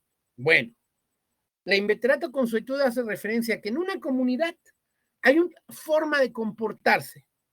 Y si tú te comportas así, para la comunidad se entiende que lo estás haciendo en serio y que vas a asumir las consecuencias. Voy a poner un ejemplo. En ciertas comunidades, contraer matrimonio es una situación muy chistosa. Van caminando en lo que podríamos llamar el zócalo de su ciudad, las mujeres van en un sentido y los hombres van en otro. Cuando encuentras a la persona con la que te quieres casar, salen de esa rueda y se van a platicar. Ahí tú ya te comprometiste. Y es tu obligación ir a pedir la mano de esa persona, creo que en el lapso del día. Porque si no, su familia se va a ir sobre de ti. Y no va a ser agradable. Entonces, la inveterata consuetudo es esa conducta reiterada. Y la opinio iure es que todas las personas que están en esa comunidad, en esa colectividad, consideran obligatorio que cumplas las consecuencias de la conducta que hiciste. Te saliste de la rueda con una persona, te casas con ella. O sea, no es de que quieras, tú ya te comprometiste. Oye, pero el Código Civil no dice que así se hace, no me importa. Mi costumbre no atenta contra la ley. Tú puedes pedir la mano de la persona con la que quieras, con un anillo, como quieras. Aquí en mi comunidad así se hace y su cumplimiento es forzoso, aunque no venga en la ley. Por eso distinguimos las buenas costumbres. Un ejemplo de una mala costumbre que está prohibida. Oye, te vendo a mi niña de 15 años.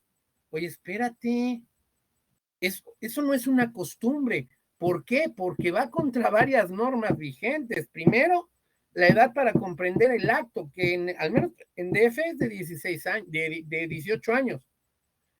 Si tienes 18 años, ya puedes decidir si te casas o no, tú. Pero no tus papás van a decidir con quién te casas, y menos por la dote. Eso no es la dote. Ni siquiera saben muy bien qué es la dote algunas comunidades. Porque hay más o menos, digámoslo doctrinalmente, dos tipos de dote. Una es la que el novio da a la novia y otra la que la novia da al novio y otra que los padres dan a la novia para que ella se mantenga por si las cosas salen mal con su esposo. Entonces la dote tampoco está bien entendida porque no está bien estudiada. ¿Sí me voy dando a entender? Entonces, esas no son costumbres en sentido jurídico, son delitos que puede estar incurriendo en trata de personas. Ahí no puedes hablar de una costumbre. Y existe un término muy parecido, que es el uso. La diferencia entre la costumbre y el uso es el número de personas que participan. El uso es más de relaciones comerciales. Voy a poner un ejemplo. Yo compro a granel granos, los compro por contenedor. Entonces acabo de comprar 10 contenedores. El vendedor en buena onda, sin que lo hayamos pactado, empieza a meter en sacos todo el grano. Y así me lo manda. Yo, ay, qué buena onda, me mandó en costales de 50 kilos, fregón. Y cada vez que compro yo ese maíz, él tiene la gentileza de mandármelo así. Con el tiempo, esa repetición ya se vuelve obligatoria por el uso, porque solo es obligatorio entre mi vendedor y yo como su comprador, no para nadie más. Esa es la diferencia entre los usos y las costumbres. Y hay usos, por ejemplo, que son usos bancarios. No están regulados en la ley, pero el banco así se comporta con todos sus clientes. ¿Me voy explicando?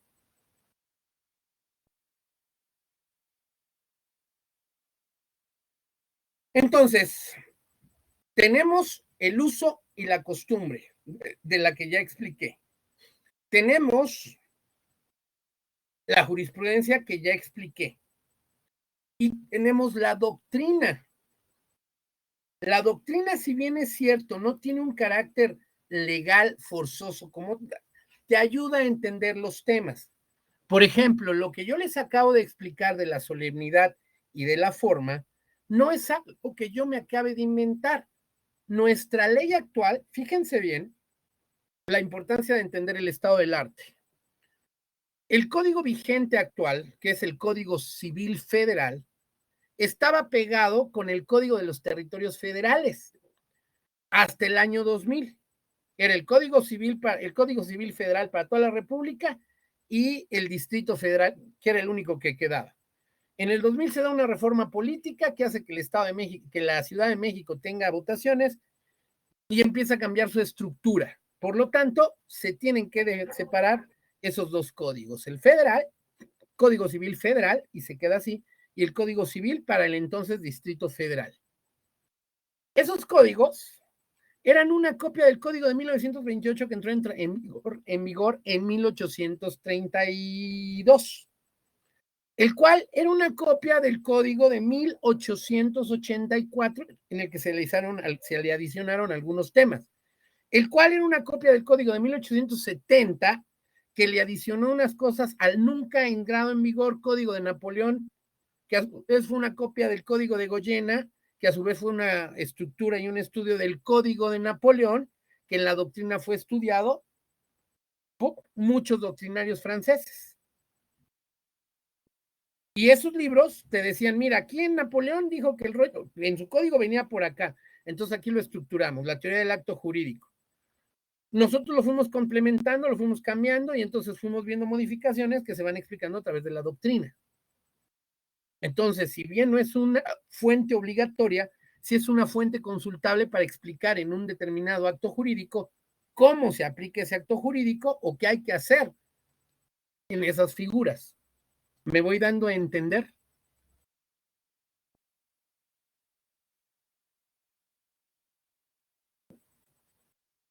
¿Alguna duda hasta lo que he explicado en este momento?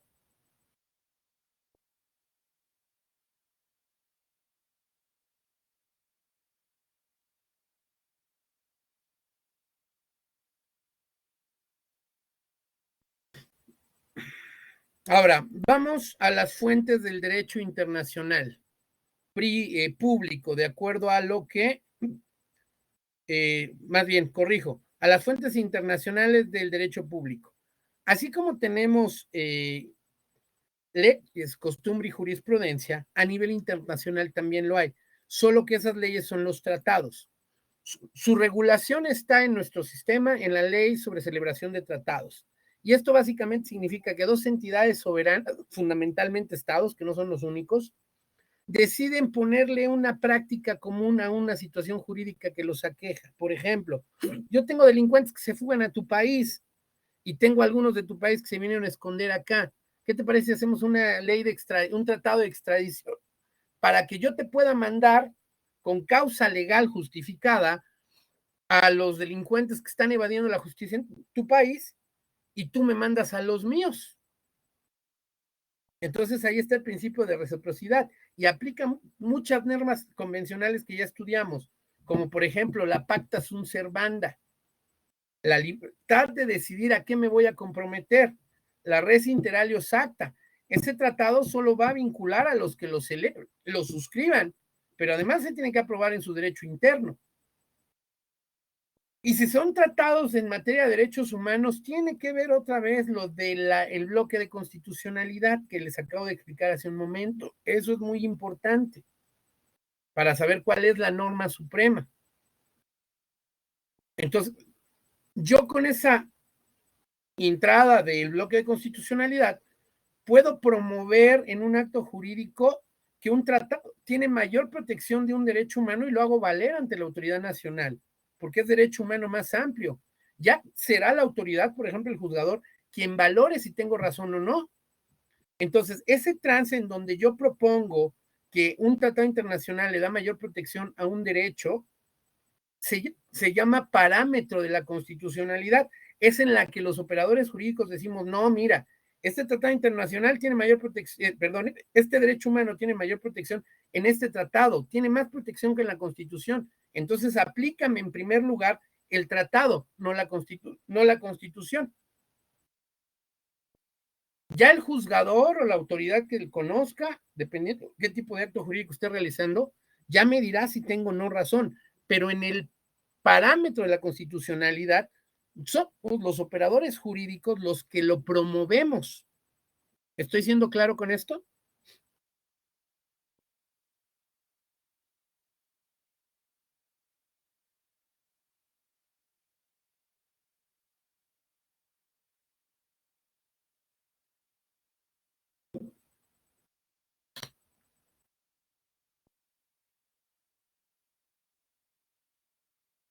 La costumbre y la jurisprudencia internacional tienen matices diferentes.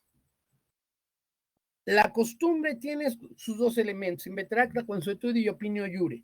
Pero eso es en atención a lo que los estados hacen, no los particulares. Voy a poner, por ejemplo, la reciprocidad. En toda relación internacional hay un quid pro quo.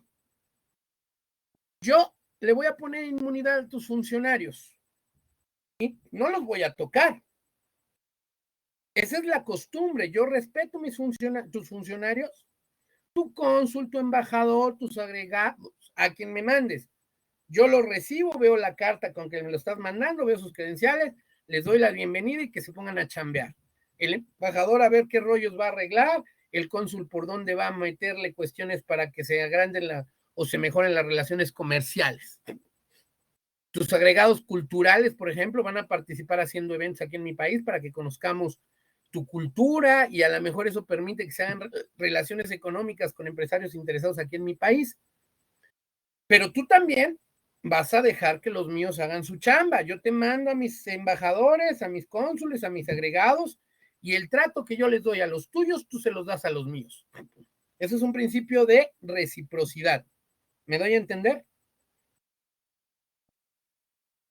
Entonces, ahí es la costumbre. La costumbre es, tú respetas, yo respeto.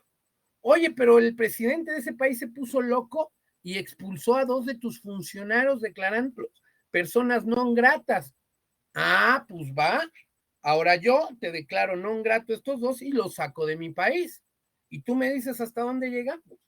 Otra vez, principio de reciprocidad. Es costumbre tratarse así. Me expulsas 2, te expulso 2. Me expulsas 10, te expulso 10. Hasta que llegamos, si lo quieres a ese nivel, a romper relaciones diplomáticas. Como decían los colombianos, partimos cobija y ahí muere. ¿Me voy dando a entender?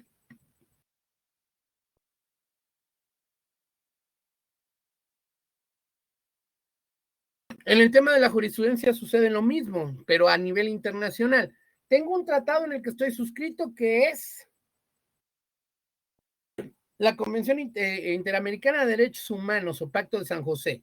Y tengo una Corte Interamericana de Derechos Humanos. Todos los estados que no tanto como la ley por ojo, porque eso es otro contenido, aunque metafóricamente sí sería real desde el punto de vista de metáfora. Pero el ojo por ojo implica que no le va a sacar un ojo a un funcionario público, a nadie, ¿no? Ahí tienes límites. Pero sí entiendo la metáfora. Ahora bien, en lo que toca a lo que estaba explicando, en el tema de la jurisprudencia, tú tienes un tratado, ¿lo suscribiste o no lo suscribiste? Eres un país de Latinoamérica, México suscribió el Pacto de San José.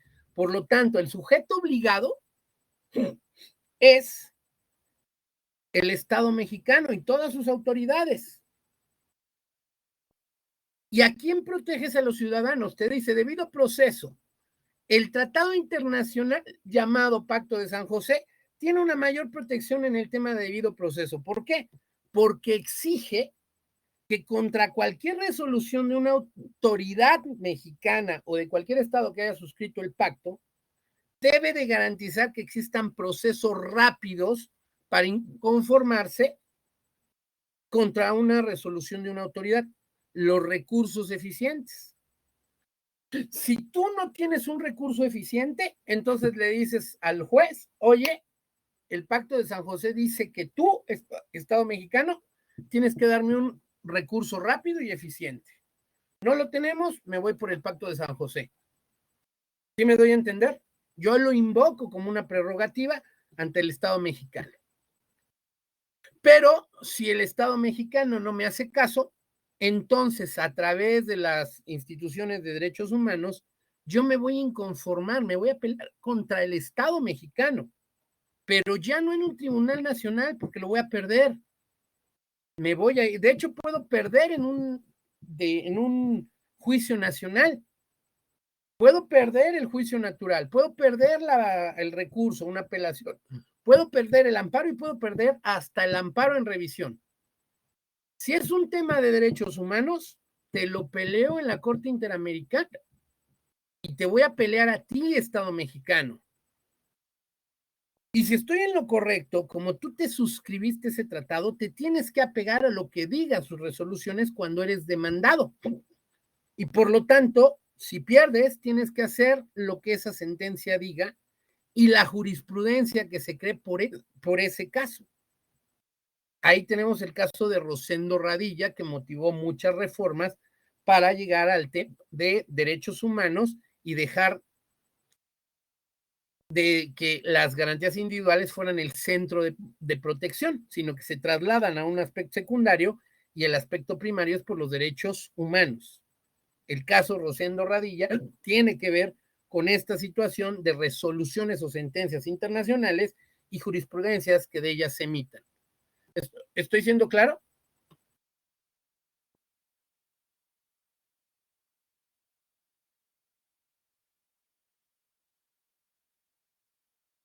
¿Alguna duda de lo que vimos el día de hoy?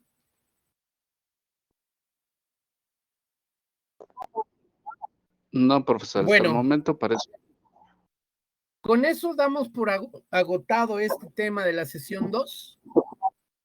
Ya tienen, espero yo, haber sido claro cómo es que opera esto en la vida real, en la práctica profesional, y se comprenda mejor lo que dice el texto de apoyo y les sea más fácil resolver las actividades. Cerramos diciendo cumplimiento obligatorio de requisitos de fondo y de forma. Ya explicamos qué es la forma. Cuando es resolución de casos, a mí no me sirve que me copien ni a ustedes y mucho menos a una persona que los consulte como abogados, que le copien 300 páginas de una página electrónica o le receten 20,000 artículos si no le resuelven el problema real. Para eso tienen que entender el problema desde el punto de vista fáctico y el problema desde el punto de vista jurídico. Si dominan estas actividades, van a llegar a ser buena fundamentación y motivación, que es parte de los requisitos de fondo. ¿Cómo que una clase con un ejemplo? No entiendo mucho esa pregunta.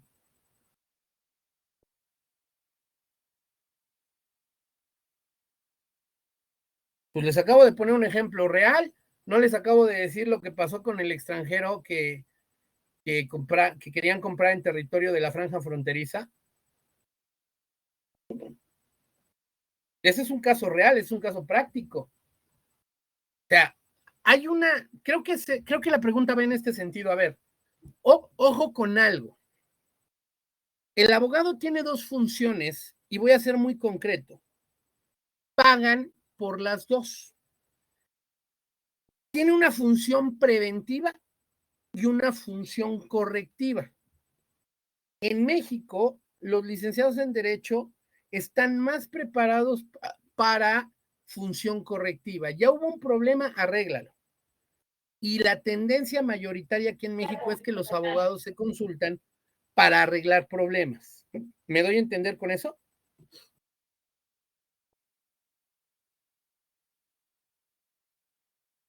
En otros países la cultura es muy diferente. En otros países al abogado se le consulta antes de que haya un problema. Les voy a poner un ejemplo. Esto que le estoy diciendo es real, solo voy a omitir nombres.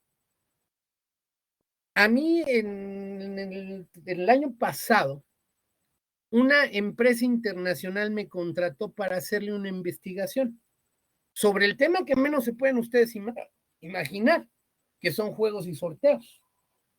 Y ustedes dirán, ay, ¿qué tiene de difícil investigar qué son los juegos y sorteos?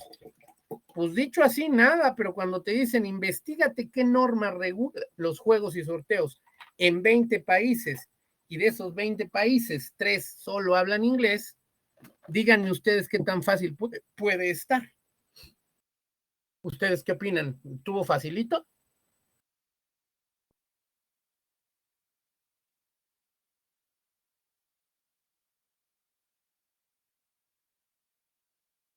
Y ahora ustedes dirán, ¿por qué demonios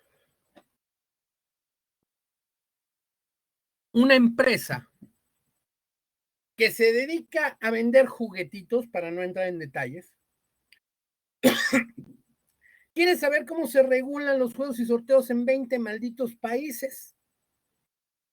Muy sencillo, porque la moda en la actualidad es comerciar por internet y para enganchar se utiliza una cosa que se llama giveaway. Y nadie entiende qué demonios es el giveaway y sus consecuencias. Esta empresa, nada tonta, dijo, oye, esta empresa es americana, este es un caso real, tenemos una bronca, ¿en qué problemas me puedo meter si yo hago un giveaway?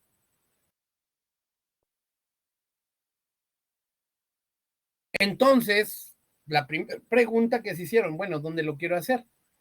Fíjense la mentalidad, me quiero ir tranquilo, solo quiero hacerlo en 20 países. ¿Tienen idea de lo que es hacer un concurso en 20 países? ¿No? ¿De qué me tengo que cuidar?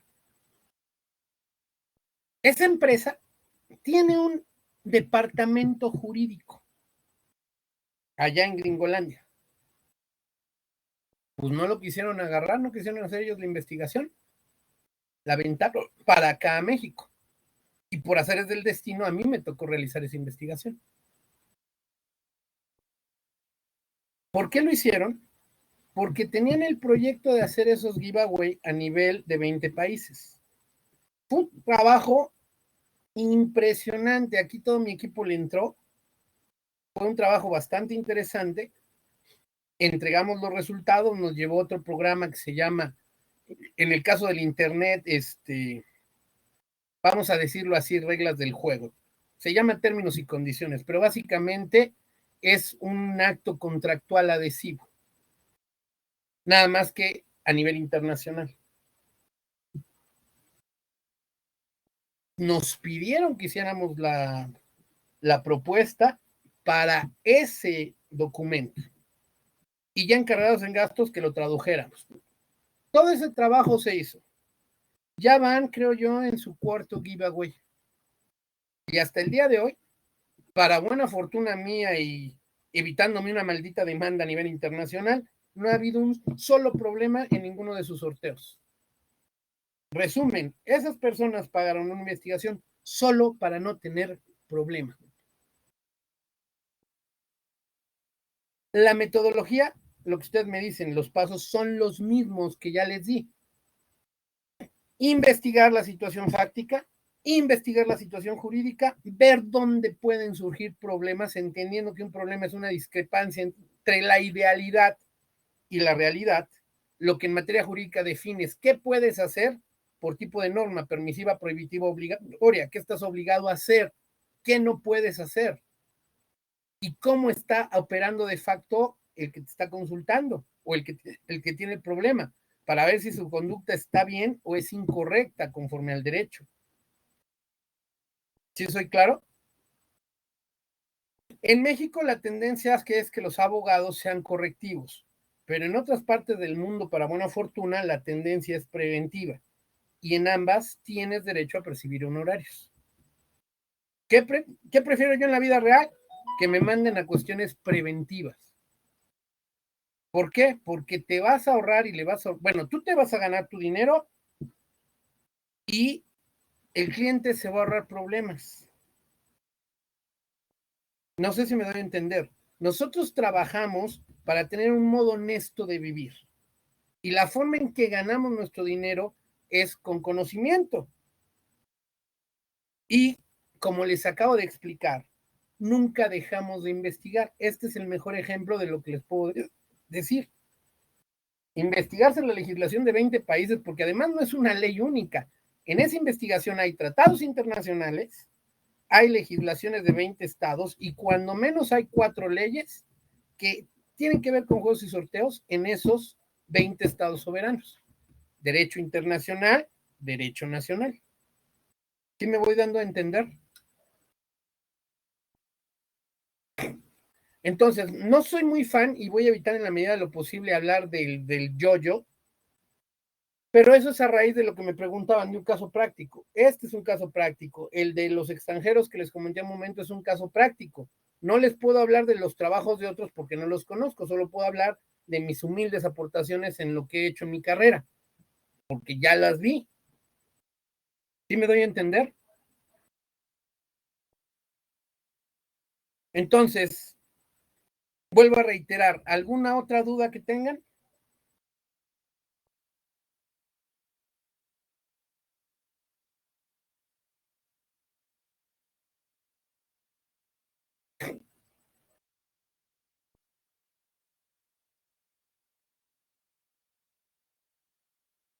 Bueno, con esto terminamos. Les garantizo que si ustedes le agarran amor a esta carrera, la van a pasar muy bien. Esta carrera es genial. Es muy absorbente, sí. Te quita, no te quita, te hace que pases mucho tiempo aprendiendo, te obliga a aprender cosas que no tenías ni idea que existían, aparte del derecho, por la parte de resolver problemas de la vida real. Entonces, no se conformen con presentar un trabajo. Ahí los que estén haciéndolo así se están equivocando. Lo que ustedes tienen que buscar es aprender Y si ustedes aprenden, se refleja en sus calificaciones. Si lo hacen al revés, sus calificaciones se ven perjudicadas. Entonces, la calificación, ustedes pueden válidamente decirme, es que la vida me va a juzgar realmente, la vida me va a calificar. Y ese es un clásico. No, la vida no los va a calificar, los va a meter en una bronca, los van a demandar, los van a meter en el bote. Y eso es lo que no quiero que pase. Ya lo he vivido con otros abogados. Afortunadamente, hasta el día de hoy, ninguno ha sido mi alumno y espero que así siga mi score. Pero les garantizo que no es nada fácil. ¿Dónde saco las leyes? Ahorita les paso las direcciones electrónicas. Denme un segundo.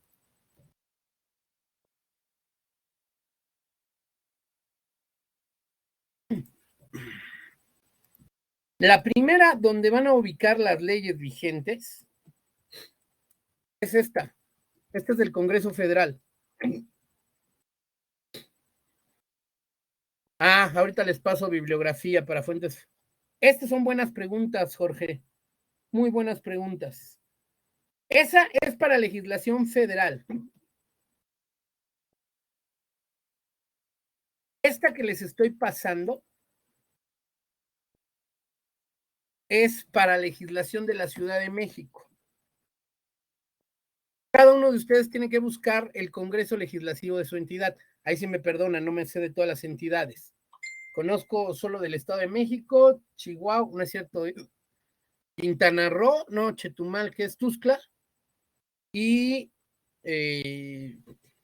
Puebla, algunas, Estado de México otras, no conozco las de todas. Esto es en cuanto a las leyes y les va una página más que va a ser para ustedes muy importante.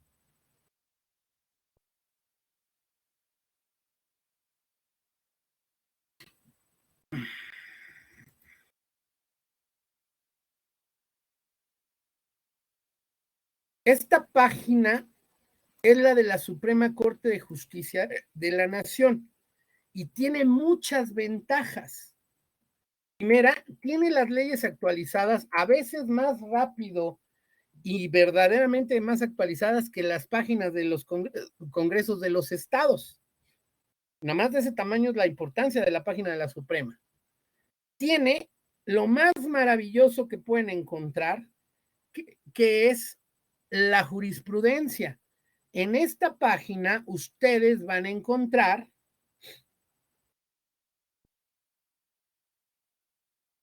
el lugar donde se buscan las jurisprudencias.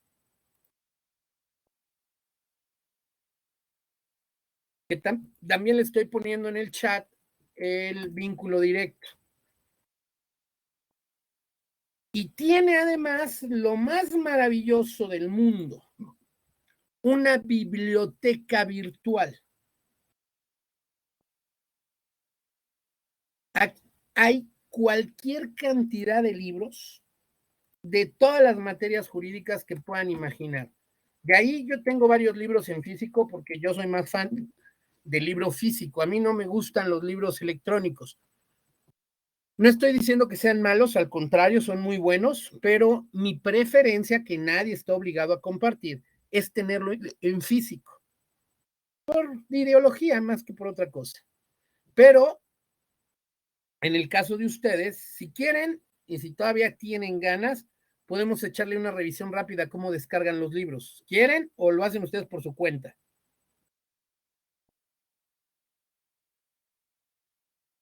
A ver, déjenme ver entonces. Tengo que compartir la ventana. Avísenme en cuanto ya se vea la ventana que quiero compartirles, por favor. ¿Ya está? En lo personal, esta página a mí me fascina porque tiene como 400 vínculos a muchas fuentes de información nacional e internacionales. Entonces, ustedes ya entraron en la página y aquí en la que me interesa es la biblioteca digital. ¿Estamos de acuerdo, sí o no? Entonces, voy viendo qué me pide y aquí me dice cómo irle buscando. Y me dice que tiene varias colecciones, el catálogo Cambridge, la revista Flaxo, la colección Thomas Reuters y algunas colecciones de Tirán Loblanche. Dices, órale, aparte de su propia página. Y en su propia página me dice, mira, tengo un catálogo de índices en forma digital y libros en formato digital. Yo ya no me doy más vueltas, me voy al libro. Yo lo quiero el libro. ¿Hasta aquí todos me van siguiendo? ¿Sí o no?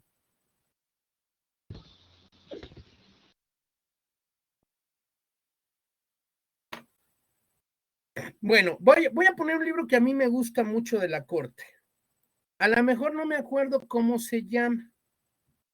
Entonces yo le voy a poner, me acuerdo que decía algo de argumentación. Entonces me voy por ahí, ¿no? A ver qué tal me va. Voy a probarlo con palabras. Quiero que lo busquen todos los campos. Y nada más de este tema.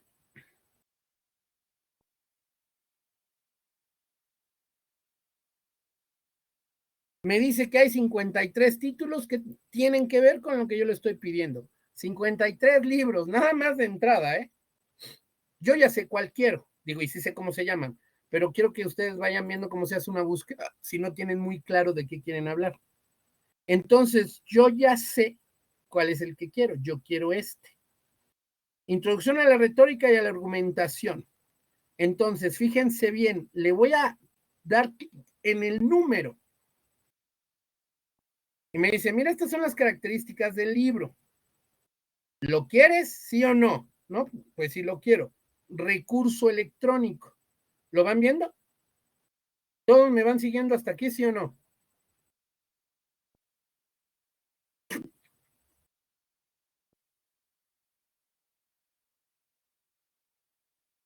Entonces, pues ya estoy en esas, le doy, dame el recurso. Me aparece una ventana nueva que creo que están viendo en pantalla. Ah, no, esa ya no la están viendo, creo, ¿ah?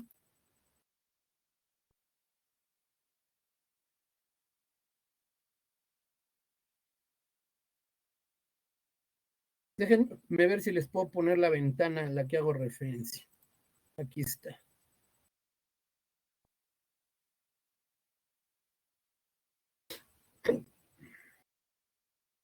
¿Ya se fijaron? Recurso electrónico. Entonces, hasta abajo, le digo, pulse aquí para ver el archivo en formato PDF.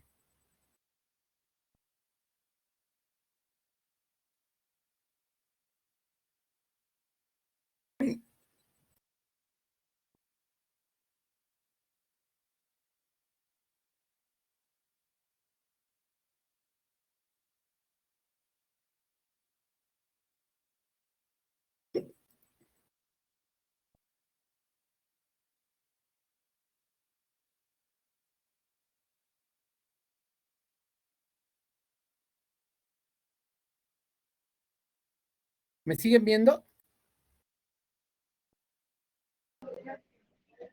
Sí.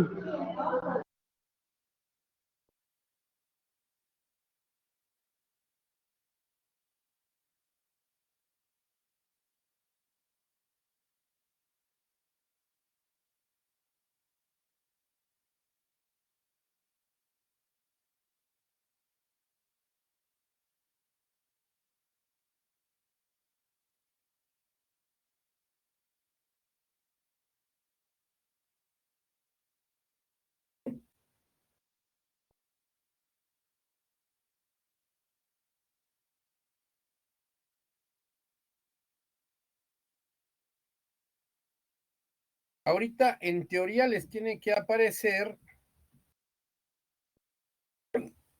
la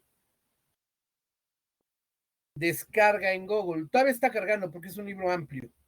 Este es de los mejores libros, de los muchos mejores libros que tiene la Corte, este en particular, porque les va a enseñar cómo argumentamos, cómo se estructuran los argumentos jurídicos. Entonces, todos siguieron la ruta hasta el libro, ya lo empezaron a descargar en PDF.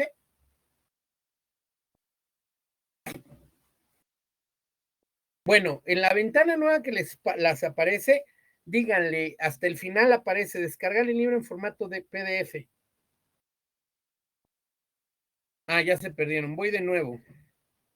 Mientras esto se carga, dejo de compartir esto.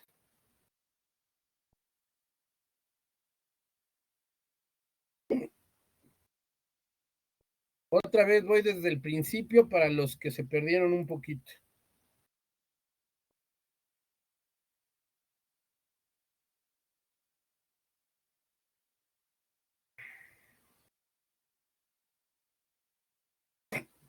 Ya todos estamos en esta página, que es la de Sistema Bibliotecario. ¿Estamos de acuerdo, sí o no? Vayan a la opción que dice libro en formato digital. Ahí le van a dar clic. Les abre una nueva ventana. ¿Ya todos la están viendo? En la zona donde dice escriba la palabra o frase, ahí van a poner el tema que estén buscando. Yo quería este de argumentación. Lo dejo en todos los campos y le doy enviar. Me dice, oye, tengo 53 libros de lo que tú me estás pidiendo, revisa a ver cuál te sirve. Yo ya sé que el que quiero es el que está en el número 4. Entonces, ahí le pongo clic en el 4 y me aparece esta otra ventana. ¿Ya se fijaron?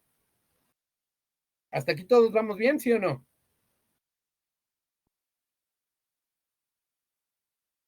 Hasta abajo me dice recurso electrónico. Pulse aquí para ver el archivo en formato PDF.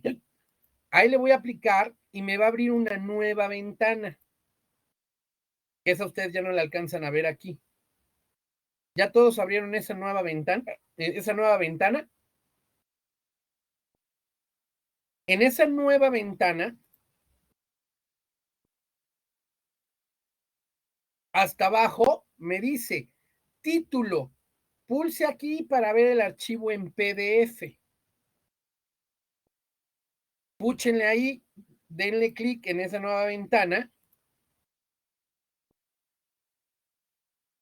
Y lo siguiente que les va a aparecer es el libro descargándose.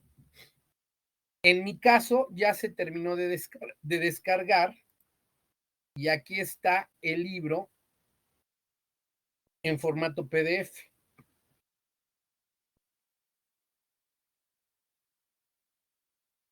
Este es un muy buen libro que les va a ayudar mucho en cómo escribir como abogados. ¿Qué pensamos los abogados? ¿Qué tipo de argumentos desarrollamos?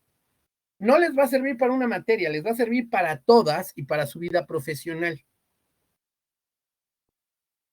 Requieren tiempo para leerlo, vale la pena echarle una revisada a algunos libros de lógica para mejor comprensión de este texto. Porque en derecho, si ustedes deciden estudiar una maestría, tenemos dos tipos de lógica, la llamada lógica formal para las cuestiones del mundo fáctico y la lógica deóntica para la lógica del sistema normativo. Eso lo van a ver hasta maestría, no en licenciatura, pero no les hace ningún daño saberlo y aprovechar que ya lo saben para ponerse a leer al respecto. ¿Soy claro con esto? El nombre del libro, ustedes lo van a ver, evidentemente,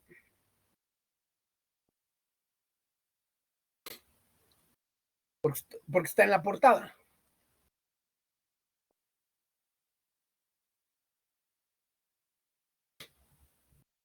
Y lo mejor de todo, es gratis.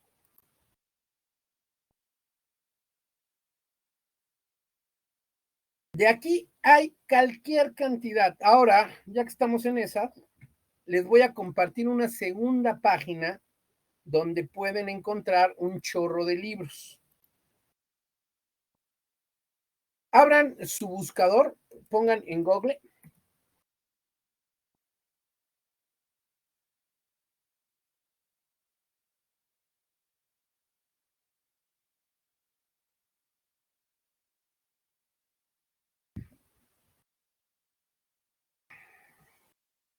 y van a poner lo siguiente.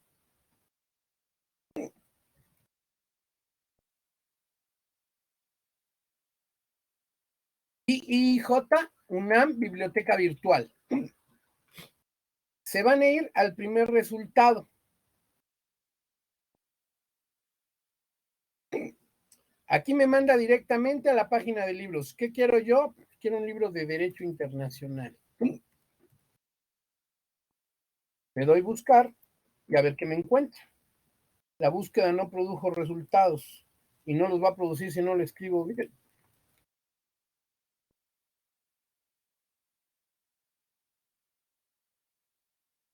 Ahora sí ya.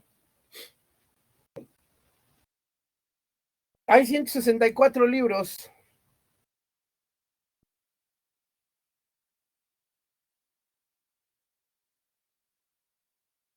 Entonces, con esas dos fuentes, no son las únicas, pero son las más importantes.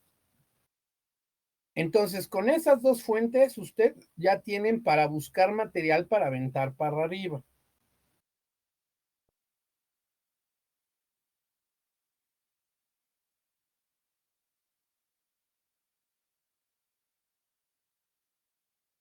Entonces, con esto queda respondida la pregunta de fuentes de información fiables, fidedignas. Ahí están. Para que dejen de usar las páginas que no son indexadas y que pueden tener riesgos de equivocarse. ¿Vale? Bueno, ¿alguna otra pregunta que quieran de una vez desahogar o ya paramos por el día de hoy? Bueno, Mipo y yo les damos las gracias y nos vemos en la próxima sesión. Tengan ustedes buena tarde y prácticamente ya un buen fin de semana. Gracias, profesor. Buena tarde. Hasta luego a todos. Bye.